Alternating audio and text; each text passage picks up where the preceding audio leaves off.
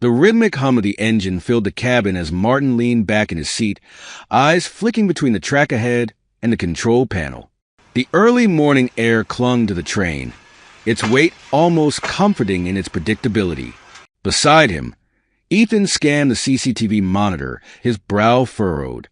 "Martin," he said, his voice tight with unease. "You need to see this." Martin leaned forward, the grainy feed sharpening into view.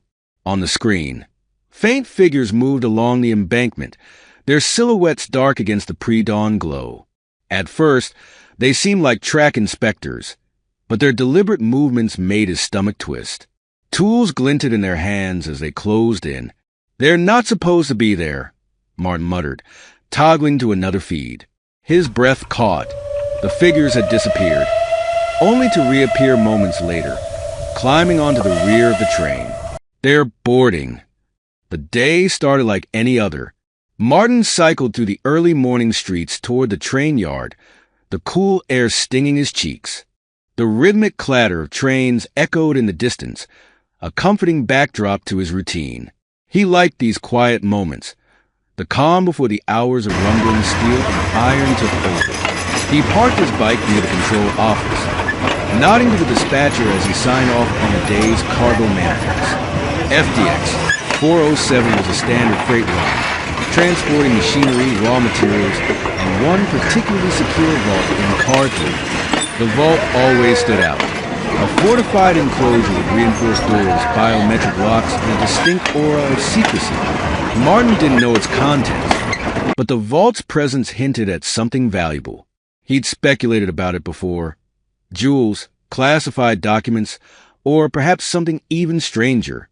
The thought always lingered in the back of his mind, but his curiosity never got the better of him. Routine was his comfort zone, and today seemed no different. By the time Martin completed his pre-departure checks, Ethan arrived, his presence as reliable as sunrise. "Morning, Martin," he said, climbing into the cab and settling into his seat. Ethan had joined the crew 2 years ago, but they worked together like clockwork. "Ready to roll?"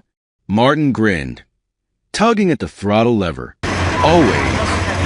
The final green light from the control tower signaled their departure, and the freight train began its steady journey into the waking world.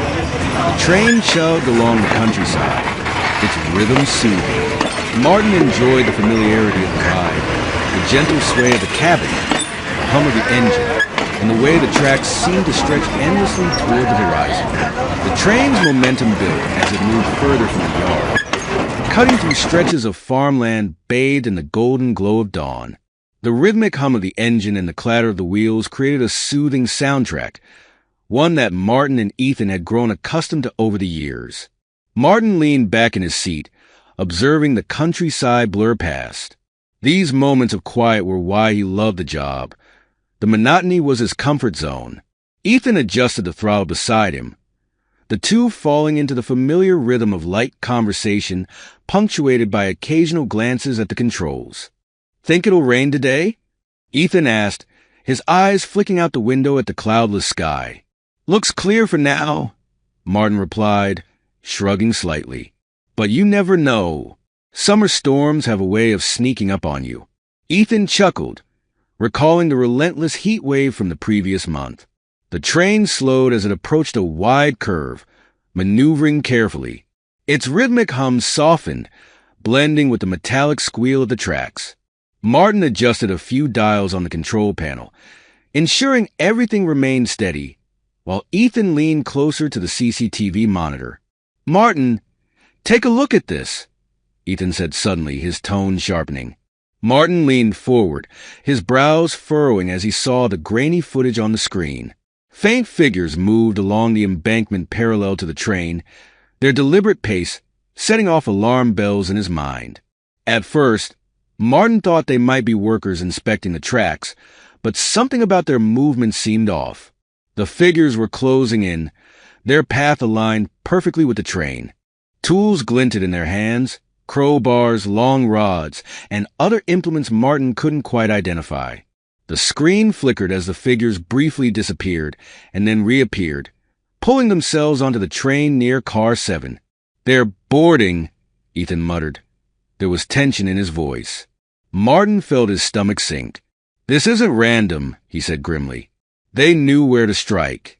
Ethan's hand hovered over the controls. Should we stop the train?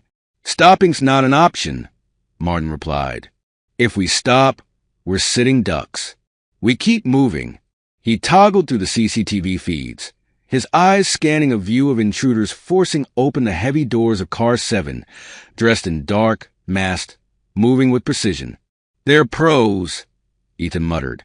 Martin flipped on the intercom. Whatever you're looking for, you won't find it here. Turn back while you still can. The leader's voice came back, cool and confident. Nice try, but this isn't our first job. They're after the vault, Martin said under his breath.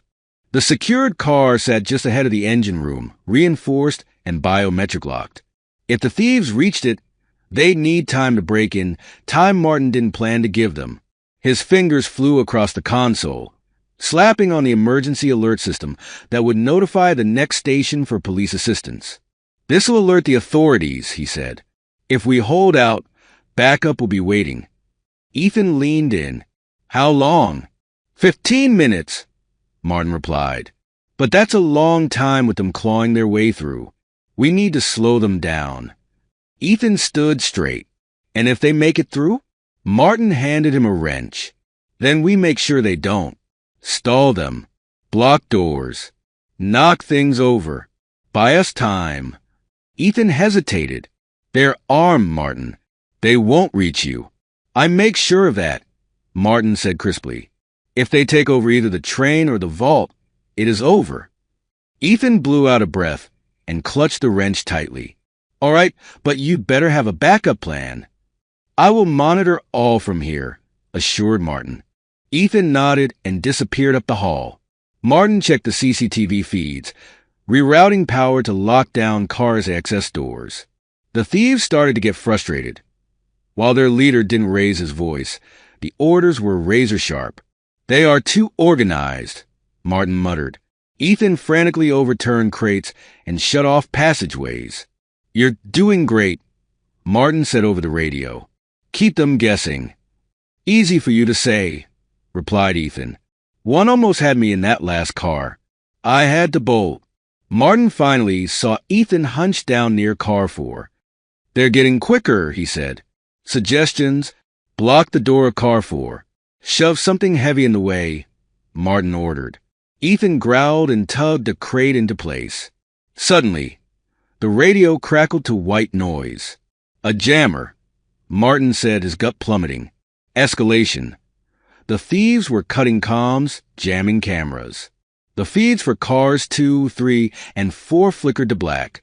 He had no way of knowing if Ethan was holding them off or if he was in danger. Martin's fist clenched. If he leaves the control room, he would abandon the main systems of the train. But with Ethan being overwhelmed, thieves would get access to both the vault and the engine. Every second felt like a gamble. I will not leave him, Martin was saying, hurrying down the corridor. He went with each step more fearfully. Was Ethan cornered? Had thieves broken through? Suspense drew out every second into an eternity. Ethan braced against car 4's door, his arms shaking as the thieves pounded against it. They're almost through, he yelled. Martin seized his arm. Leave it. Run to car 3. They ran down the passage, slamming the door shut just as the thieves burst into car 4. Martin locked the biometric scanner, sealing them inside car 3. That door won't hold forever, he said. They'll get through. Ethan's voice came in ragged gasps. What, then, do we do? Martin's gaze drifted to the vault. They're also running out of time. Same as us. We just got to keep them off the engine. Then there was a resounding clang of metal. Martin flipped the CCTV feed, and his worst nightmare was confirmed. The thieves were not trying to gain vault access anymore. They were hammering at the couplers, trying to separate the cars. If they succeeded, the engine would race forward, and braking would become nearly impossible. Ethan frowned, gripping the edge of the console. Then how do we stop them from here? Running out there isn't exactly an option. Martin's fingers hovered over the controls, a plan forming in his mind. "We don't need to go out there," he said, glancing at Ethan. "The couplers are designed to recalibrate themselves if there's a fault. If I trigger the recalibration while the brakes are engaged, it'll clamp down harder than normal." Ethan raised an eyebrow. "Harder? How hard are we talking?" "Hard enough to break anything in its way," Martin said, a grim determination in his voice. He toggled through the system interface, locating the recalibration controls. "If we time this right, their crowbar's going to get crushed." Ethan nodded, the tension in his shoulders easing slightly. "Let's do it. What do you need from me?" "Monitor the brakes. I'll trigger the recalibration, but we have to be precise. If I activate it too early or too late, it won't work." Martin's hands moved swiftly over the controls, engaging the brakes briefly to create the necessary pressure for the couplers. The monitor showed the thieves still struggling with the couplers. Their leader barked orders, and one of them jammed the crowbar deeper into the mechanism, straining to pry it open. Martin's eyes narrowed, his finger poised over the recalibrate button. "Wait for it," he muttered, watching the feed intently. Ethan called out, "Brakes are holding steady." Martin's hand came down on the button. The coupler mechanism shuddered, opening slightly before snapping shut with tremendous force. On the monitor, the thief yelped as the crowbar bent and then snapped under the pressure. The jagged remains clattered to the ground, useless. The thieves scrambled back, their plan foiled. Ethan let out a breath he didn't realize he was holding. "You did it. They're not getting those cars separated now." Martin nodded but didn't look away from the monitor. "We bought ourselves time, but they're not done yet." He pointed to the screen, where the thieves regrouped. One of them climbed onto the roof of Car 3, the metallic clang of their boots audible even over the roar of the train. "They're heading for us," Ethan said grimly. "What do we do now?" Martin glanced at the speedometer. They were only minutes away from the station. "We stall them," he said. "We just need to hold out a little longer." The metallic thudding grew louder as the leader and another thief climbed onto the roof, their silhouettes visible through the control room's window. Ethan grabbed a wrench from the nearby tool rack, his knuckles white as he gripped it. "If they get in here, they won't," Martin interrupted. "We'll keep them out." He locked the control room door, engaging the reinforced latches. "This door will hold as long as they don't have anything to blast through it." The sound of pounding footsteps on the roof sent a chill through the room. The leader of the thieves dropped down onto the small exterior walkway just outside the control room. The door rattled violently as the leader struck it with the crowbar. "Open up," he shouted, his voice muffled but menacing. "You're not getting out of this alive if you don't." Martin's hands hovered over the controls, his mind racing. He toggled the train's speed slightly, causing the sudden shifts to jostle the thieves. The leader stumbled but kept his grip, growling in frustration. "You think you can stall us? You're just making it worse for yourselves." Ethan moved closer to Martin, his voice low. "We're cutting it close. How much longer until we hit the station?" Martin checked the speed and distance gauges. 3 minutes, maybe less. If we keep this speed, they won't have time to do much damage before we get there. The pounding on the door intensified, each strike reverberating through the control room. Martin grabbed the intercom and pressed a button. "Listen to me," he said, his voice steady but firm. "If you pull the emergency brakes, this train will derail. You'll kill all of us, including yourselves. Think about it." The leader's voice came through, laced with scorn. "You're bluffing." Martin leaned closer to the mic. "Am I? Take a good look at the speedometer through the window. We're moving too fast. The only way this train stops safely is at the station. You've already lost." The leader hesitated, glancing through the window at the controls. The warning lights flashing on the dashboard seemed to back up Martin's claim. Still, he wasn't ready to give up. "I don't care," he snarled. "I'll take my chances." Ethan stepped forward, his wrench raised. "You're out of time," he shouted. "Look ahead of you.